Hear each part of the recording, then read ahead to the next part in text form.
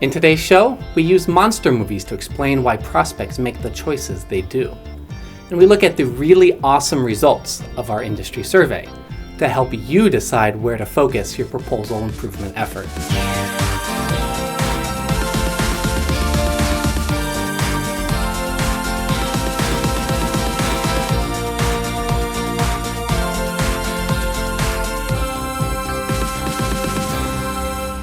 Welcome to Bullet Points, the show that takes the mystery out of what makes proposals persuasive.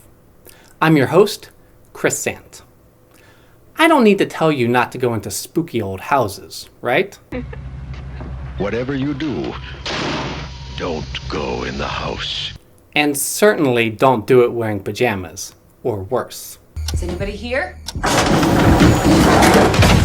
But having seen the proposal process from all sides, I can tell you that prospects often feel like they are stuck in a horror movie.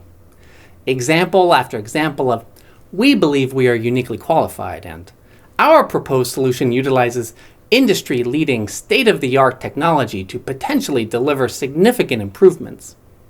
They feel like they're trapped in a hall of mirrors. As we saw in a prior bullet points, people hate uncertainty, largely because they don't know if they're walking into a good situation or a bad one. Yet characters do go into those spooky old houses, despite our best attempts to scream at them not to. Don't go in there! And prospects do choose one of the 18 identical, uniquely qualified vendors, despite what they'd really like to do when they open up yet another proposal full of jargon and product names they don't understand. So how do they get over their hatred of uncertainty? What makes a prospect walk into that haunted house?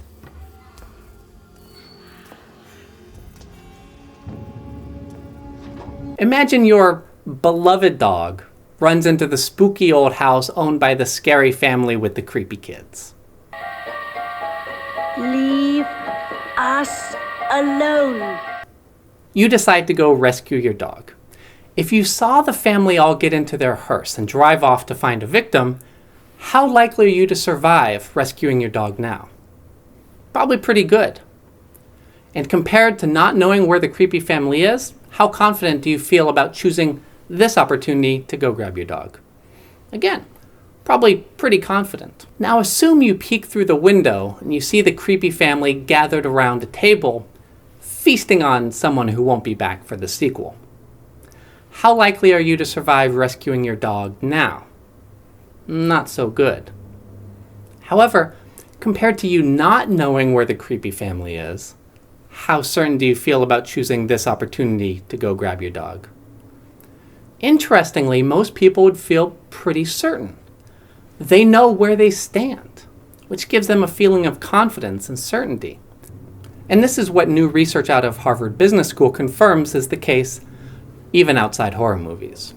The researchers provided different kind of information to people who were trying to make a purchase decision. When the information was positive, people were more likely to purchase and were willing to pay more. They also felt more certain about their judgment, which likewise made them more likely to purchase.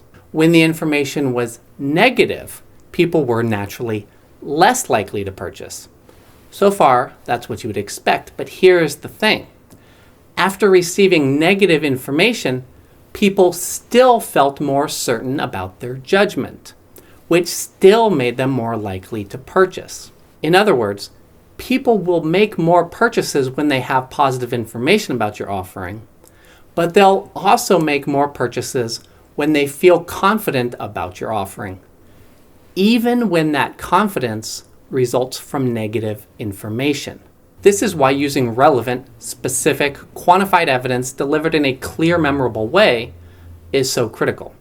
Because not only does information like your case studies and statistics and value props all directly impact a prospect's likeliness to buy, but such information also increases the prospect's felt certainty in their decision. And fMRI studies prove that these are separate mechanisms in the brain. The likelihood aspect and the certainty aspect light up different parts of the brain. Straightforward, jargon-free, quantified evidence means your proposal will light up both areas of your prospects' brains.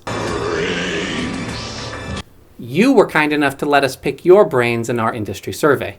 Thank you to all the folks who completed it. We got a ton of responses from executives, managers, writers, business development, sales. A wonderful cross-section of very talented people who were kind enough to share their experience and who definitely know what they're talking about. For those of you who didn't get a chance to take it, it was a series of 15 possibilities that people scored from 1 to 10 in terms of how important they thought each possibility was for increasing proposal success. So what do the results say? The clear winner was differentiating ourselves in ways the prospect values so we don't end up competing on price, which scored a 9.7 out of 10. The next two were basically tied at an average score of 9.3. Those were including concrete quantified benefits instead of the usual vague claims, and ensuring the prospect actually sees our message by structuring our proposals more persuasively. Fourth and fifth were delivering a memorable message clearly and concisely, which scored a 9, and making the prospect feel comfortable with us by improving our evidence, including case studies, which scored an 8.8. I completely agree with these 5. I even think that the order is probably exactly right in terms of what most proposal groups should focus on. Differentiation, quantified value are almost always missing from the proposals I review. If you have to focus on 2 things next year, I agree that learning to differentiate yourself and showing the value of your solution are pretty much guaranteed to produce the biggest return on your investment. We talk about some easy, low-risk ways to differentiate yourself and quantify the value of your solution in my APMP webinar, Lawyer Proof Value Props. If you're an APMP member, it's free for you to go watch that on the APMP website. Of course, there's no point in having value or differentiation if you can't express them persuasively and clearly and back it all up with evidence. So I agree, this is a great top 5. Let me repeat that effective differentiation and quantified value are almost always missing from proposals. And I've certainly never seen a proposal that was differentiated and contained quantified value, but was poorly structured and unclear. I suppose it's possible, but if you have the insight to be working on differentiation and value quantification, you've probably got the easy stuff done. I looked at how the results broke down for 3 particular subgroups as well, which I think you'll find quite interesting. Having a persuasive structure was the only one of all 15 options that executives, proposal managers, and proposal writers all scored as particularly important, as shown by scoring it higher than the average score that the group gave to the questions. Now, writers were most likely to be concerned with responding to RFP questions effectively and working with virtual team members. Meanwhile, managers were concerned with staying on top of volume and kicking the proposal process off right in order to save time down the road. They were much more concerned with this than executives or writers were. So there's an example of each group quite naturally ranking the things that occupy their day-to-day activities as being more important than what other groups rank them as. No real surprise there, although it is funny to see it play out. Interestingly, executives ranked most of the process type options, like saving time and improving kickoffs, about 15% to 20% lower than everyone else did. So if you're trying to sell proposal training to an executive, don't phrase it as process improvement. They don't care. Another huge difference was between managers and executives on developing the ability to independently uncover client problems and goals when sales fails to do it.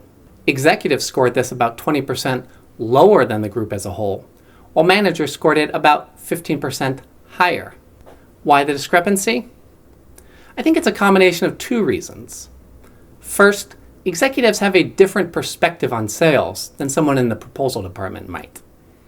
And second, they're not in the trenches dealing with putting together actual proposals and seeing those information gaps firsthand. As for the first reason, I've worked with and trained hundreds of salespeople, with only a few memorable exceptions. Most salespeople are really good people who try just as hard as you do. But it's tough to get a grip on just how little we know about customers sometimes until you're up to your waist in trying to finish the proposal.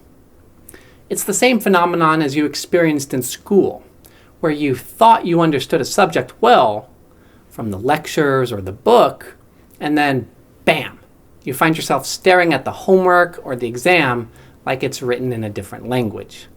This is why we work through actual live deals in our training classes. What you don't want is for participants to think they understand it all, but then find themselves unable to apply it to actual opportunities. Intellectually and conceptually, salespeople understand that we need to uncover the sources of the client's distress, what they value, show them that value. But actually doing it in the heat of the moment, it's a lot tougher. One of the big problems, of course, is that when proposals are seen as supporting sales instead of being co-equal with sales, it's hard to have a feedback loop where sales learns exactly where they fell short in their information gathering.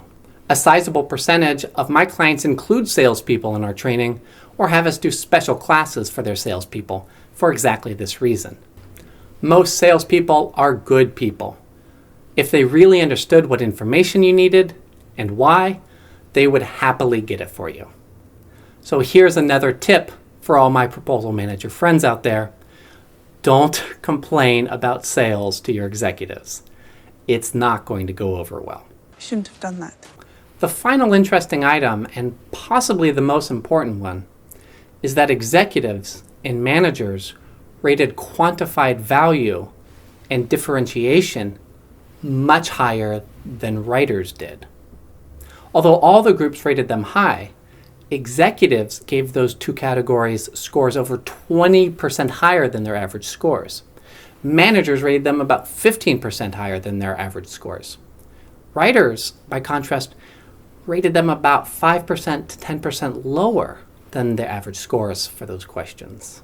As we saw, it's natural to focus on those aspects of proposals that are part of a person's everyday life. But this is an important one. The folks actually doing the writing are least likely to see the value of those big picture items. This goes a long way to explaining why proposals remain so bad. We all know that vague, interchangeable, generic messages are less persuasive. After all, how many of you go home and eagerly tear open those envelopes addressed, "Dear Homeowner"? And yet, if the folks on your team actually doing the writing don't see the overwhelming importance of figuring out why you're differentiated or how much value you offer, it's no wonder that bad proposals keep going out. What does all this mean? If you're an executive, you already know the importance of these big picture issues, and you know basically whether or not your people are doing it. Not much to say there except act on your instincts and make improvements where you need them. If you're a proposal manager and you want to fix this, make sure you sell it to the executives in terms of the big picture items. You should feel confident that they understand the importance of demonstrating value and differentiation, getting the message across. Don't emphasize procedural aspects, and in the same vein, you need to make sure your team understands the importance of differentiation and quantified value. These are definitely tough things to include if you don't know how to do it, but that difficulty is also why this is an area where you can separate yourself from all those other Me Too proposals the prospect is going to get. That's it for now. Thank you again to all the wonderful folks who shared their views in our industry survey. Differentiation, quantified value, persuasive structure. You won't go wrong with that. But you will go wrong if you don't join us in the next Bullet Points, where we discuss 3 great brain hacks that get the prospect raving about you. See you then.